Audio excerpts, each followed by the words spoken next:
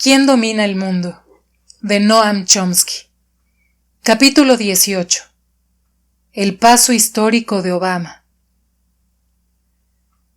El restablecimiento de lazos diplomáticos entre Estados Unidos y Cuba ha sido ampliamente alabado como un hecho de importancia histórica. El corresponsal John Lee Anderson, que escribe sobre esa región con gran perspicacia, resume la reacción generalizada entre intelectuales liberales cuando escribe en The New Yorker. Barack Obama ha mostrado que puede actuar como un estadista de peso histórico, y en este momento también lo ha hecho Raúl Castro. Para los cubanos, este momento será una catarsis emocional y una transformación histórica. Sus relaciones con el rico y poderoso vecino del norte han permanecido congeladas desde la década de 1960, 50 años. Sus destinos también se han congelado hasta lo surrealista. Para los estadounidenses también es importante. La paz con Cuba nos lleva momentáneamente atrás, a aquella época dorada en la que Estados Unidos era una nación amada en todo el mundo, cuando un joven y atractivo John Fitzgerald Kennedy ocupaba la presidencia, antes de Vietnam, antes de Allende, antes de Irak y todas las demás desgracias. Y nos permite sentirnos orgullosos de nosotros mismos por haber actuado por fin de la forma de vida. El pasado no es tan idílico como se retrató en la machacona imagen de Camelot. Kennedy no fue antes de Vietnam, ni siquiera antes de Allende e Irak. Pero dejemos eso de lado. Cuando Kennedy ocupó el cargo, en Vietnam, por fin había surgido una resistencia interna incontrolable a la brutalidad del régimen de Ngo Dinh Diem, impuesto por Washington. Ante eso, Kennedy aumentó la intervención estadounidense y ordenó que la Fuerza Aérea de Estados Unidos bombardeara Vietnam del Sur, con indicativos survietnamitas que no engañaban a nadie. Autorizó la guerra con napalm y con agentes químicos para destruir los cultivos y el ganado. Y lanzó programas para llevar los campesinos a campos de concentración para protegerlos de los guerrilleros a los que Washington sabía que apoyaban mayoritariamente. En 1963, los informes sobre el terreno parecían indicar que la guerra de Kennedy estaba teniendo éxito, pero surgió un problema importante. En agosto, la administración descubrió que el gobierno de Diem buscaba negociar con Vietnam del Norte para poner fin al conflicto. Si Kennedy hubiera tenido la más leve intención de retirarse, esa habría sido una oportunidad perfecta para hacerlo con dignidad, sin coste político. Hasta podría haber afirmado, siguiendo el estilo habitual, que había sido la fortaleza de Estados Unidos y su ejemplar defensa de la libertad lo que había obligado a los norvietnamitas a rendirse. En cambio, Washington respaldó un golpe militar para instalar en el poder generales de la línea dura, más afines a los compromisos reales de Kennedy. El presidente Diem y su hermano fueron asesinados. Con la victoria ya a la vista, o eso parecía, Kennedy aceptó a regañadientes una propuesta del secretario de Defensa Robert McNamara de iniciar la retirada de tropas, Memorando de Acción de Seguridad Nacional 263, con una condición crucial. Después de que se lograra la victoria, Kennedy insistió en esa exigencia con una condición crucial, después de que se lograra la victoria. Kennedy insistió en esa exigencia hasta su asesinato al cabo de unas semanas. Es posible que los relatos hayan tergiversado los hechos, pero la fantasía se derrumba rápidamente bajo el peso del enorme registro documental. La historia en otras partes tampoco fue tan idílica como en las leyendas de Camelot. Una de las decisiones con más consecuencias de Kennedy en 1962 fue la de cambiar la misión de los ejércitos de Latinoamérica de la defensa hemisférica a la seguridad interna, con horrendas consecuencias para el hemisferio. Aquellos que no prefieran lo que el especialista en relaciones internacionales Michael Glennon ha llamado ignorancia intencionada, pueden completar los detalles con facilidad. En Cuba, Kennedy heredó la política de embargo de Eisenhower y los planes formales para derrocar al régimen, y enseguida propició una escalada en el conflicto con la invasión de la Bahía de Cochinos. El fracaso de la invasión causó casi histeria en Washington. En la primera reunión de gabinete tras la fallida invasión, el clima era casi salvaje, según señaló en privado el secretario de Estado Chester Bowles. La petición de un plan de acción era casi frenética. Kennedy reflejó la histeria en sus declaraciones públicas, aunque era consciente, como dijo en privado, de que los aliados piensan que estamos un poco locos con el tema de Cuba. No sin razón. Las acciones de Kennedy fueron fieles a sus palabras. Ahora hay mucho debate respecto a si hay que borrar a Cuba de la lista de países que apoyan el terrorismo. Semejante cuestión solo puede evocar las palabras de Tácito. Una vez expuesto, el crimen no tiene refugio más que en la audacia, salvo que no esté expuesto gracias a la traición de los intelectuales. Al ocupar el cargo después del asesinato de Kennedy, el presidente Lyndon Johnson rebajó el reinado del terror, que no obstante continuó hasta la década de 1990. Pero no iba a permitir que Cuba sobreviviera en paz. Le dijo al senador William Fulbright que, aunque no voy a meterme en nada parecido a la Bahía de Cochinos, quería consejos sobre lo que deberíamos hacer para tocarles las pelotas más que ahora. El historiador de Latinoamérica, Lars Scholz, observa que tocar las pelotas ha sido la política de Estados Unidos desde entonces. Seguro que ha habido quien pensara que no bastaba con ser tan delicados.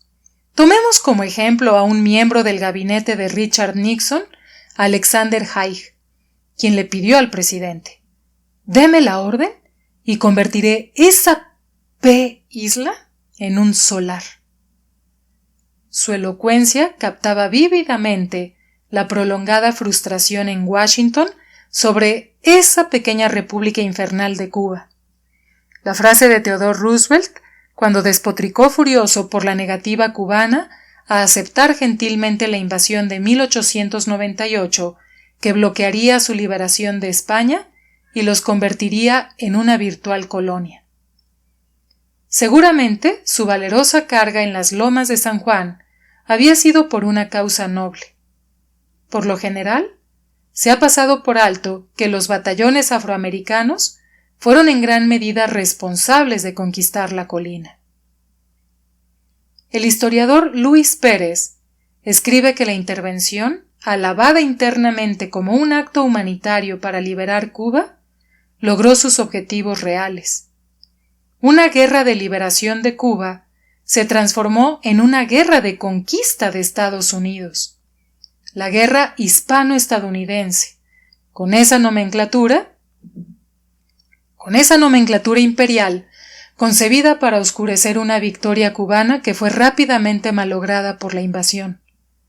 El resultado alivió las ansiedades de Washington sobre lo que era anatema para todos los estrategas políticos norteamericanos, desde Thomas Jefferson: la independencia de Cuba. ¿Cómo han cambiado las cosas en 2 siglos? Ha habido intentos de mejorar las relaciones en los últimos 50 años, analizadas en detalle por William Leo Grande y Peter Kornblum en Back Channel to Cuba. Puede debatirse si debemos sentirnos orgullosos de nosotros mismos por los pasos que ha dado Obama, pero ha actuado como tenía que hacerlo, aunque el apabullante bloqueo sigue en su sitio, desafiado por todo el mundo excepto Israel, y el turismo de estadounidenses continúa prohibido en el momento en que se escribe este libro. En el discurso que le dio a la nación para anunciar la nueva política respecto a Cuba, el presidente dejó claro que, en otros aspectos, el castigo por no plegarse a la voluntad y la violencia de Estados Unidos continuarían, y repitió pretextos que son demasiado ridículos para comentarlos. Dignas de atención, no obstante, son estas palabras del presidente. Estados Unidos ha apoyado con orgullo la democracia y los derechos humanos en Cuba a lo largo de estas 5 décadas. Lo hemos hecho principalmente mediante políticas que buscan aislar la isla, impidiendo el viaje y comercio más básicos que los estadounidenses pueden disfrutar en cualquier otro lugar. Y aunque esta política ha estado arraigada en las mejores intenciones, ninguna otra nación se une a nosotros para aplicar esas sanciones, por lo que han tenido poco efecto más allá de proporcionar al gobierno cubano razones para imponer restricciones a su pueblo. Hoy estoy siendo sincero con vosotros. Nunca podremos borrar la historia entre nosotros. Hay que admirar la asombrosa audacia de esta declaración, que una vez más recuerda las palabras de Tácito. Obama seguramente no es consciente de la historia real, que abarca no solo la guerra terrorista y asesina y el escándalo del embargo económico, sino también la ocupación militar del sureste de Cuba, donde está la bahía de Guantánamo, con el mayor puerto del país, a pesar de los requerimientos del gobierno de La Habana desde la independencia para que se devuelva lo que se robó a punta de pistola. Tal política solo se justifica por un compromiso fanático de bloquear el desarrollo económico de Cuba. En comparación, la toma ilegal de Crimea por parte de Putin parece casi benigna. La dedicación a la venganza contra los insolentes cubanos que se resisten al dominio de Estados Unidos ha sido tan extrema que incluso se ha impuesto al deseo de algunos segmentos poderosos del bloque empresarial, farmacéuticas, compañías agrícolas, sector energético, que preferían que se normalizaran las relaciones, un fenómeno inusual en la política exterior de Estados Unidos. Las políticas crueles y vengativas de Washington casi han aislado el país y han dado lugar al desprecio por parte de todo el mundo hacia Estados Unidos, que ha caído en el ridículo. A Washington y sus acólitos les gusta simular que han estado aislando a Cuba, como entonó Obama, pero la historia muestra con claridad que ha sido Estados Unidos el que ha estado aislado.